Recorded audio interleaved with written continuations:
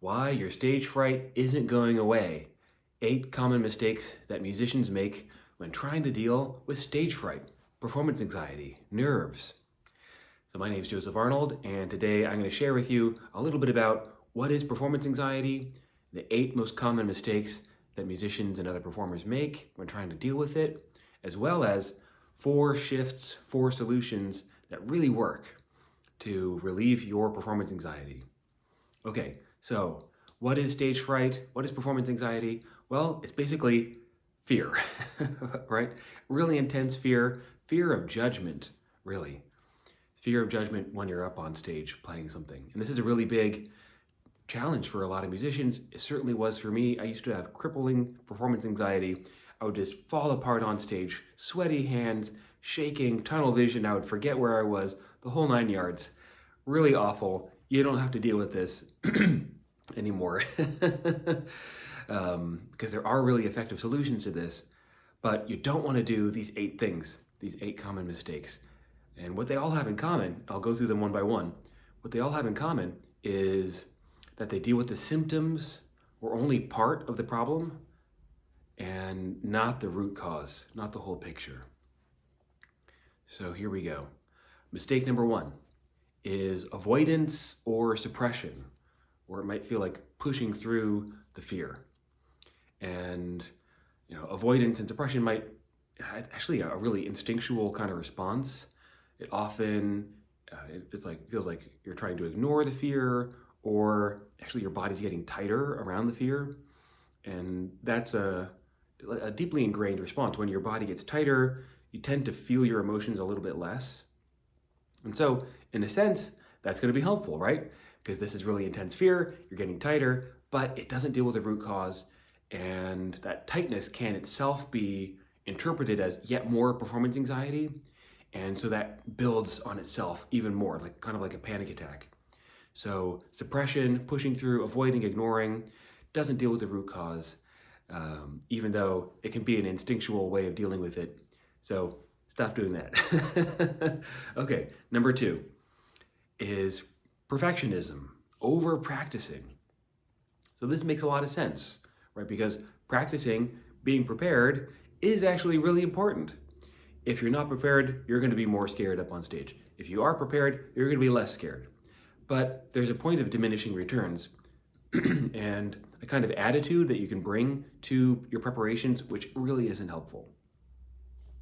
So if you're in the practice room and you're so nervous about having performance anxiety, you're kind of building that nervousness into your practicing. And of course, how you practice becomes how you perform. So when you go up on stage, instead of having trained yourself to be relaxed and calm and confident, you've trained yourself to be even more nervous. So practicing helps, yes, but it's the kind of practicing, it's the attitude of practicing that really matters. Practice with calm and confidence as opposed to yet more fear. Okay, mistake number 3 is taking beta blockers. Okay, beta blockers can work temporarily and with certain symptoms. But again, they don't get to the root cause. How do you know they don't get to the root cause? What happens when you stop taking beta blockers? The fear just comes back, right? So it hasn't actually shifted the underlying dynamic, the beliefs, the emotions in your body. It hasn't shifted that. All it's done is just played with the chemicals in your brain. And while that can be helpful, again, in the short term, I have colleagues who do this. It's fine, but here's the unexpected reason why beta blockers aren't such a good idea is because it kind of messes with your emotional system, right?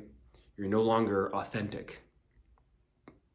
It's changing your brain chemistry and suppressing certain emotions. And if you want to give the most authentic performance, if you want to give a rich, enlivening, dynamic performance, then deadening or suppressing certain parts of your emotions, just like we talked about in mistake number 1, then that's not going to help you play really well, even if you do feel more calm and relaxed temporarily. Okay, mistake number 4 is positive thinking. All right, so what I mean by positive thinking is like affirmations, telling yourself, oh, I got this, I'm going to be all right. It worked, worked out last time. I didn't die, you know.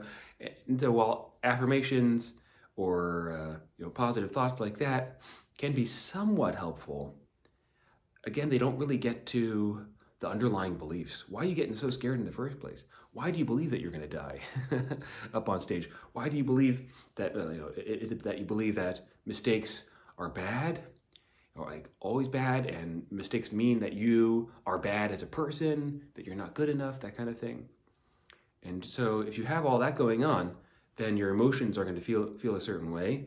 But if you're then, you know, just changing your mindset or practicing positive beliefs is only dealing with the surface issue and not the underlying fear. So that's why it's not going to work in the long run, or really even in the short run. Okay, mistake number 5 is to rely only on techniques like breath work. What is breath work? Breath work is, actually, I really like it. And the mistake isn't so much using breath work, but relying on it solely to bring relief. So what is breath work? It's like taking a deep breath in and letting it out really slowly. Or that actually can be relaxing. And I do this sometimes when I'm feeling tense or nervous. But again, it's an incomplete solution. It's only looking at your breathing as opposed to the felt experience of the emotions, the beliefs that underlie stage fright. Okay, mistake number 6 is relying simply on having more experience as a musician. So again, this is another one of those things that's kind of mixed. It's partially effective. Yes, if you have more experience, you're less likely to be afraid when up on stage. And so it's just like with over practicing. Sure, you could go do tons of other gigs, play with lots of different people, lots of different music, lots of different kinds of situations, and that will probably help. But there's a hidden danger. If, when you're performing in all these different situations, what if in gaining more experience, you are still bringing those same underlying beliefs, still feeling a lot of stage fright up on stage, then again, you're training your body, you're training your nervous system to feel that way, to believe those things when you're up on stage. And so that then your stage fright gets more ingrained, despite the fact that you're getting more experience as a musician. Okay, number 7 is to rely on substances, alcohol, drugs of other kinds. There's all kinds of things out there. And it's just like with the beta blockers. This can help you feel more relaxed in the moment, but maybe take the edge off, right? But it doesn't actually help you become a better player. It doesn't actually help you deal with the emotions. It's just another form of suppression. And it's a mixed bag. There are stories of people like Charlie Parker, who would do a bunch of coke on the break and then come back and he'd be a phenomenal player, like way better. And so, substances are a part of a lot of musicians' lives because they can bring that temporary benefit, releasing restrictions and inhibitions. But obviously, alcohol, coke, heroin, other drugs like that have side effects. They aren't good for you. And if you end up relying on them, then are you really tapping into an authentic way of creating? Are you bringing into the world a kind of music that is really healthy? Think about that. Okay, the last mistake, number 8, is relying on external validation, reassurances from others, from your teachers, colleagues, peers, fans, so that you feel better up on stage.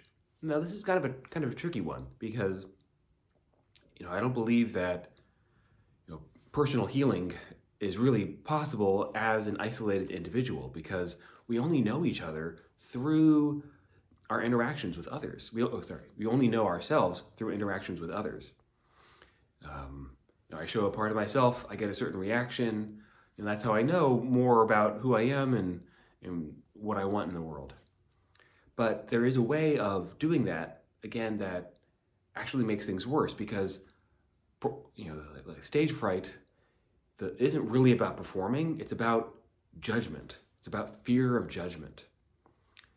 You are afraid of judgment from others, and you internalize that. You become very judgmental toward yourself.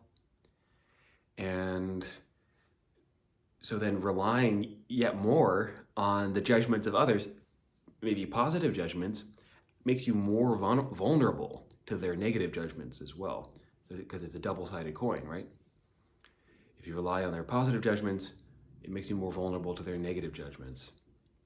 And so the root cause of stage fright is relying or let's say giving too much of your power away to others, relying on their judgments, a fear of their judgments for your self-worth, for your safety, then is doing that more really going to help? Probably not. Even if you are doing it, looking for that positive reinforcement. Okay, so those are the 8 most common mistakes that musicians make when trying to deal with stage fright. Here are 4 approaches, really one whole approach, but with 4 different aspects that is going to work a lot better. Okay, so I call this a holistic approach. And this is so important because what's common among all those 8 mistakes is that they all have kind of a partial view. They take a look at the symptoms, they take a look at only one part of your body, mind, spirit, the whole being that you are, and they don't take into account the whole thing. And what's really dangerous about that is that you're going to miss certain important things because you are a whole being. You are mind, body, soul, spirit, all together, and all those things interact. And sometimes certain interventions don't work because you're missing one level of your being, or you're missing how certain levels of your being interact, like your mind and your body, your beliefs. And so it really behooves us to take a holistic approach and address performance anxiety, address stage fright from the body, soul, mind, spirit, all of them at once. So here are 4 ideas then. So with the body, this is so important. I was saying that breath work, in a sense, was relying on breath work by itself was a mistake, but breath work in conjunction with the other 4 shifts 4 aspects I'm going to share with you is actually really wise. So what you can do is do a really long out breath. Deep breath, and you go as long as you can. You can do it like that through pursed lips or like a long S, or a sigh, like you hear singers doing, annoying singers doing that all the time. So that can be really great, as well as like soothing self-touch, touching your whole body, arms, legs, back, everything in this really soothing way can help your nervous system calm down. So that's one thing. And Alexander technique, for instance, can help your body be more relaxed. This is like massage as well. But only focusing on those things is going to be bring only temporary relief. So we need the other 3 aspects of your being to be involved here.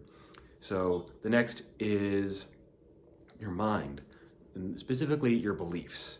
This is so critical. And I would really say that, well, there might be, how do I put this? I'm kind of equivocating here. This is a root cause of stage fright. So limiting beliefs like, I'm not good enough, mistakes and failure are bad, everybody will hate me if I make a mistake, that kind of thing. So you need to have effective tools for releasing those beliefs. And stay tuned, because I'm going to be sharing some of those tools with you in future videos. So yeah, you might want to subscribe to the channel to stay tuned for those, because that's really mind-blowing and really powerful. Okay, so then the third aspect of a holistic approach to dealing with stage fright is dealing with the emotions in the body. Lots of ways of doing this. I'm going to share many different ways of doing this in upcoming videos, but I'll just go through a couple quickly. Exposure training. So working up in baby steps, just imagining performing. performing with the window open in your house, performing for friends, trusted people, performing for your dog, right? So it's just kind of working up little by little to being able to get up on stage and feel good, feel confident. So there are lots of different other therapies, psychotherapy. There's something called a polarity meditation that I'll share in an upcoming video, and as well as focusing more on heartfelt, soulful expression. So getting in touch with the other emotions that are possible while you're playing. I call this playing from the heart. I already have some videos on this on my channel. So this is incredibly powerful way of using your emotions to calm your performance anxiety. Okay, finally, the last aspect of a holistic approach to stage fright is purpose. And I would put this under the heading of spirit. So what is your purpose? What is your artistic purpose? What is the reason that you got into music in the first place? What's your why behind why you play music?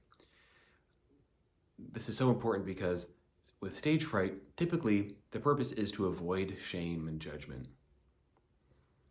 If you look underneath your stage fright, you're going to see that that's really what's going on. Avoiding shame and judgment. And is that really why you got into music in the first place? Probably not. There's probably some sense of joy and love, and you want to share what you have inside you. Share your aliveness with others. And so if you can get in touch with that kind of purpose, that's really going to help as well, because then you can remind yourself, oh yeah, what am I even doing up here on stage? Is it just about proving something about myself, proving that I'm good enough? No, it's something so much more than that. So this is about something even bigger than who I am as an individual. It's about connecting with spirit. It's about connecting with aliveness and connecting with others, inspiration and healing, right? So if you can get in touch with those kinds of purposes, then you're going to feel a lot less stage fright as well. And that's actually part of my whole book, Soul Force, How to Discover Your Artistic Purpose, Create More Freely, and Make Art That Matters. So I have a whole chapter on that, and there I'll put a link to my book down below. Okay, so I hope that you found that helpful. These 8 common mistakes about stage fright and the more holistic approach that will actually help you relieve stage fright for good, once and for all. And if you want to learn more, actually, if you want to go deeper into this and really have confidence and calm and inspiration be a regular part of your musical life, if you've really been suffering from performance anxiety, like falling apart on stage, crumbling under pressure, then you might want to check out my new program. It's called Get Back to Playing Freely. Free your mind, relax your body, play with soul. And a big part of that program is going to be going through exactly what we've done here in this video, but in way more detail, really hands-on. And so by the end of that 6 weeks of the course, it might be that you just don't have performance anxiety anymore. That really is possible. And the techniques I'm going to share in that course are designed to help you do exactly that. So you can go to soulforcearts.com/playingfreely, learn about that, and download my free PDF that goes along with the course. That includes 5 essential techniques and shifts for dealing with tension, pain, and performance anxiety, etc. You'll see it all there on the website. Okay, that's all for now. Please like this video. It helps others find it who might need this material, and subscribe to this channel so you can stay tuned for all the other excellent content that I'm going to be bringing your way on peak performance and creative fulfillment and how to build a thriving career as a musician.